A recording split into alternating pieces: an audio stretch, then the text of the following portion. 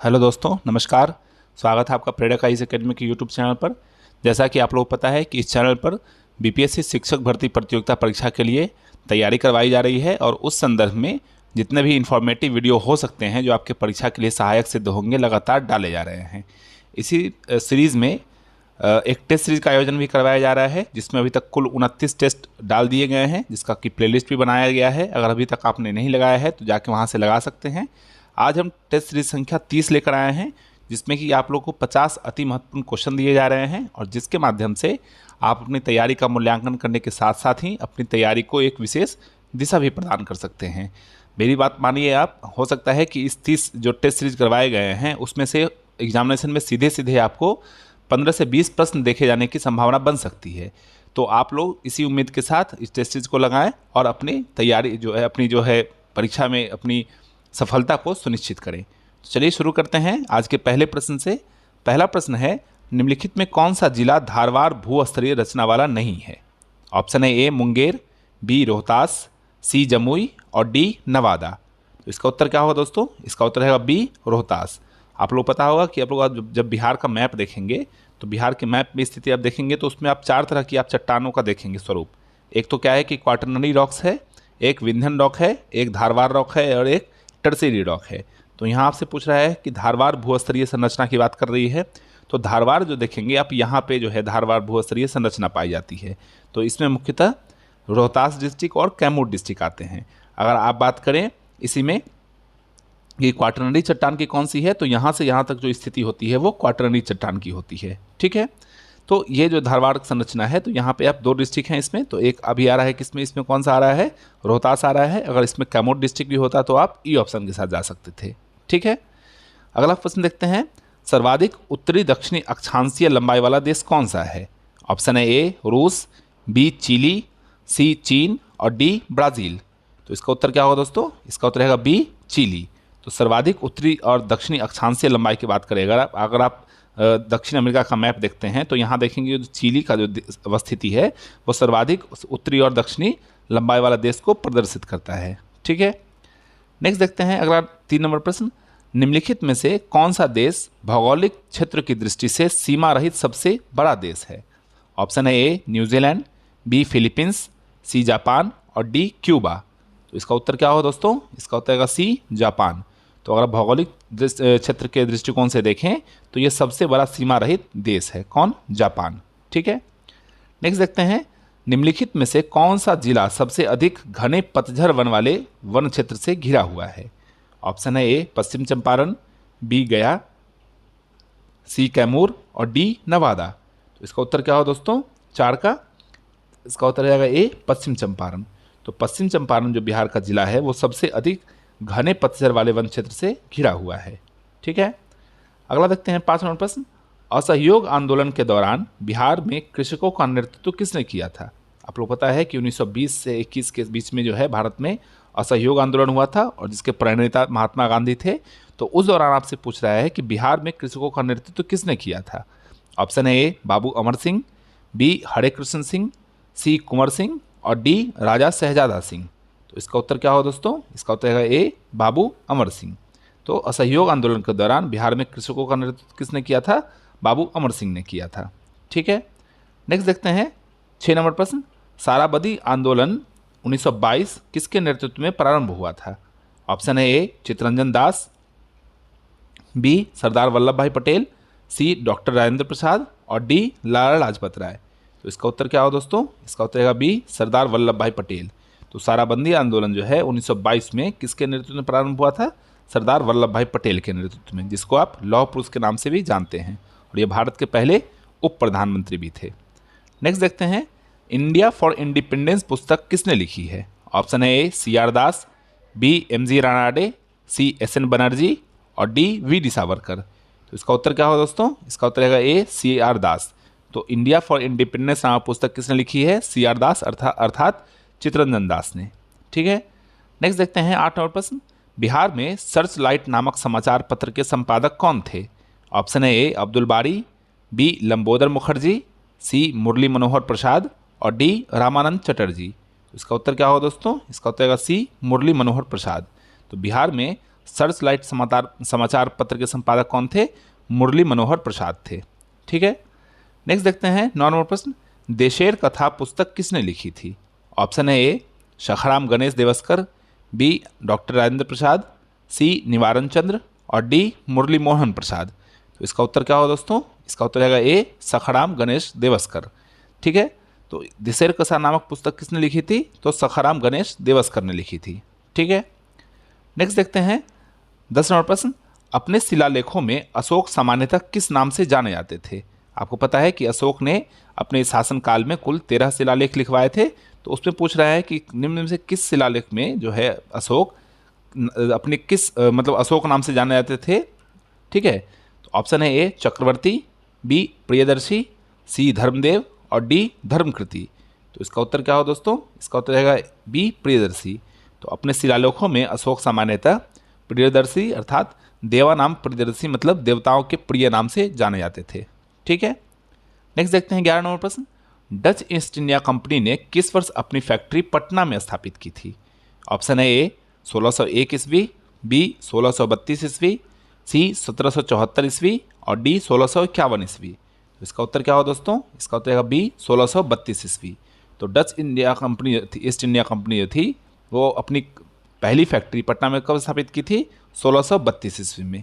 ठीक है, नेक्स्ट देखते हैं 12 नंबर प्रश्न, एक गैलरी ऑफ रास्कल्स नामक पुस्तक किसने लिखी है? ऑप्शन है ए अरुंधति राय, बी रस्किन बांड, सी विक्रम सेठ और डी टोनी मार्सन। तो इसका उत्तर क्या हो दोस्तों? 12 नंबर का बी रस्किन बांड।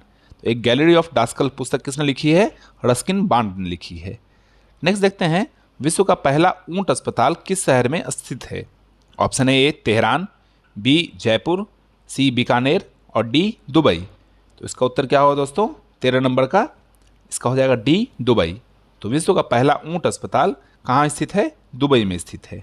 ठीक है, नेक्स्ट देखते हैं 14 नंबर प्रश्न, प्रकाश संश्लेषण का उपोत्पाद क्या है? ठीक है, मतलब प्रकाश संश्लेषण क्रिया में बाय प्रोडक्ट क्या है ये से पूछ रहा है। ठीक है, ऑप्शन है ए कार्बन डाइऑक्साइड, बी ऑक्सीजन, सी ऊर्जा और डी शर्करा। तो इसका उत्तर क्या होगा दोस्तों? इसका उत्तर आएगा बी ऑक्सीजन। तो प्रकाश संश्लेषण की क्रिया में ऑक्सीजन जो होता है वो क्या होता है? उसका बाय प्रोडक्ट होता है। ठीक है, मतलब उपोत्पाद होता है। नेक्स्ट देखते हैं 15 नंबर प्रश्न, सौर ऊर्जा एटीपी में बदलती है। ऑप्शन है माइटोकॉन्ड्रिया में, बी क्लोरोप्लास्ट में, सी राइबोसोम में और डी परऑक्सीसोम में। तो इसका उत्तर क्या होगा दोस्तों? 15 का बी क्लोरोप्लास्ट में। तो सौर ऊर्जा जो है एटीपी मतलब एडिनोसिन ट्राइफॉस्फेट, जब एडीपी में एक और पी जुड़ता है तो क्या होता है? वो एडिनोसिन ट्राइफॉस्फेट हो जाता है। ठीक है, तो एडिनोसिन ट्राइफॉस्फेट जो होता है सौर ऊर्जा में वो किस में बदलती है? तो क्लोरोप्लास्ट में बदलती है। ठीक है, नेक्स्ट देखते हैं जहाँ जीव रहता है उस सटीक स्थान को क्या कहते हैं? ऑप्शन है ए आवास, बी परितंत्र, सी निकेत और डी बायोम। तो इसका उत्तर क्या हो दोस्तों? इसका उत्तर रहेगा ए आवास। तो जहाँ जीव रहता है उस सटीक स्थान को क्या कहते हैं? आवास कहते हैं। ठीक है, नेक्स्ट देखते हैं 17 नंबर प्रश्न, शैवाल और कवक के मिलने से जो बनता है उसको क्या कहते हैं? ऑप्शन है ए पायरासिटिज्म, बी म्यूचुअलिज्म, सी कमेंसलिज्म और डी कन्वर्सन। तो इसका उत्तर क्या होगा दोस्तों? इसका उत्तर है 17 का बी म्यूचुअलिज्म। तो शैवाल और कवक के मिलने से जो लाइकेन का निर्माण होता है वो किसका उदाहरण है? तो म्यूचुअलिज्म का उदाहरण है। ठीक है, जिसको हिंदी में सहजीविता भी कहते हैं आप। नेक्स्ट देखते हैं 18 नंबर प्रश्न, विद्युत धारा किस उपकरण से मापी जाती है? ऑप्शन है ए वोल्टमीटर, बी एमीटर, सी वोल्टामीटर और डी पोटेंशियोमीटर। तो इसका उत्तर क्या होगा दोस्तों? इसका उत्तर है बी एमीटर। तो विद्युत धारा जो है वो किससे मापी जाती है? एमीटर नामक यंत्र से मापी जाती है। नेक्स्ट देखते हैं 19 नंबर प्रश्न, शरीर का तापमान नियंत्रित करता है। ऑप्शन है ए मेडुला, बी थैलमस, सी हाइपोथैलमस और डी सेरेबेलम। तो इसका उत्तर क्या होगा दोस्तों? इसका उत्तर रहेगा सी हाइपोथैलमस। तो शरीर का तापमान जो है वो किसके द्वारा नियंत्रित होता है? तो हाइपोथैलमस के द्वारा नियंत्रित होता है। ठीक है, नेक्स्ट देखते हैं 20 नंबर प्रश्न, हर्ट्ज में क्या मापा जाता है? ऑप्शन है ए आवृत्ति, बी ऊर्जा, सी उष्मा और डी गुणवत्ता। तो इसका उत्तर क्या होगा दोस्तों? इसका उत्तर रहेगा ए आवृत्ति। तो हर्ट्ज में जो है किसका माप किया जाता है? आवृत्ति की माप की जाती है। ठीक है, नेक्स्ट देखते हैं वायु में ध्वनि तरंगें होती हैं। ऑप्शन है ए तिरछी, बी अनुदैर्घ्य, सी विद्युत चुंबकीय और डी ध्रुवीकृत। तो इसका उत्तर क्या हो दोस्तों 21 का बी अनुदैर्ध्य। तो वायु में ध्वनि तरंगे किस प्रकार का उदाहरण है, तो अनुदैर्ध्य तरंग का उदाहरण है। ठीक है, नेक्स्ट देखते हैं 22 नंबर प्रश्न, निम्नलिखित में से किस राशि का जो है मात्रक है।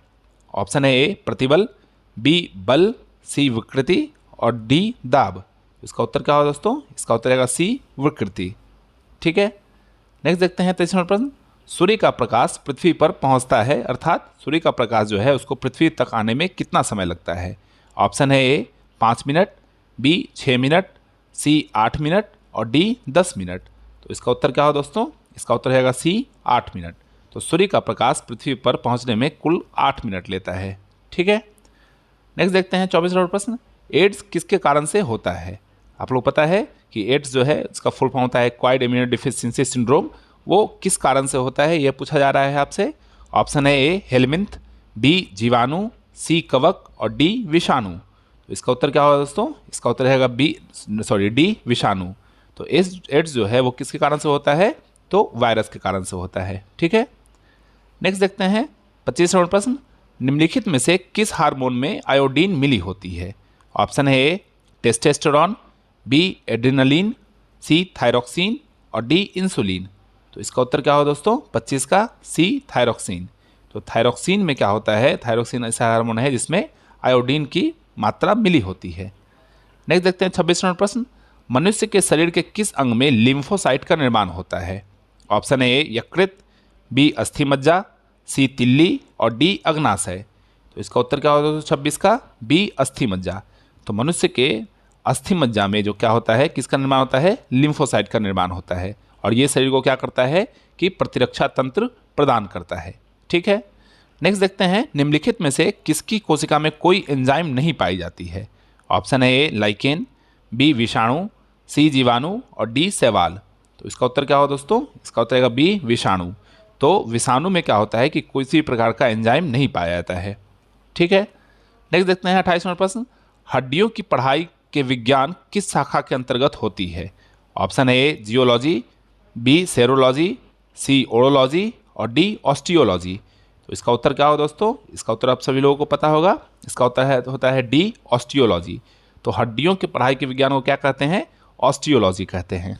ठीक है, नेक्स्ट देखते हैं 29 नंबर प्रश्न, भागलपुर में नमक सत्याग्रह का नेतृत्व किसने किया था। ऑप्शन है ए श्री कृष्ण सिंह, बी महादेवलाल सर्राफ, सी कुमार मिश्रा और डी सत्यनारायण। तो इसका उत्तर क्या होगा दोस्तों, इसका उत्तर हो जाएगा 29 का बी महादेवलाल सर्राफ। तो भागलपुर में नमक सत्याग्रह का नेतृत्व किसने किया था, महादेवलाल सर्राफ ने किया था। ठीक है, नेक्स्ट देखते हैं 30 नंबर प्रश्न, व्यक्तिगत सत्याग्रह के प्रथम सत्याग्रही कौन थे। ऑप्शन है ए सरोजिनी नायडू, बी सी राजगोपालाचारी, सी विनोबा भावे और डी सुभाष चंद्र बोस। तो इसका उत्तर क्या होगा दोस्तों, इसका उत्तर आएगा सी विनोबा भावे। तो व्यक्तिगत सत्याग्रह के प्रथम सत्याग्रही कौन थे, विनोबा भावे थे। ठीक है, नेक्स्ट देखते हैं अफगानिस्तान के प्रति आक्रामक नीति किस वायसराय ने अपनाई थी। ऑप्शन है A Lord Mayo, B Lord Lytton, C Lord Dufferin और डी लॉर्ड कैनिंग।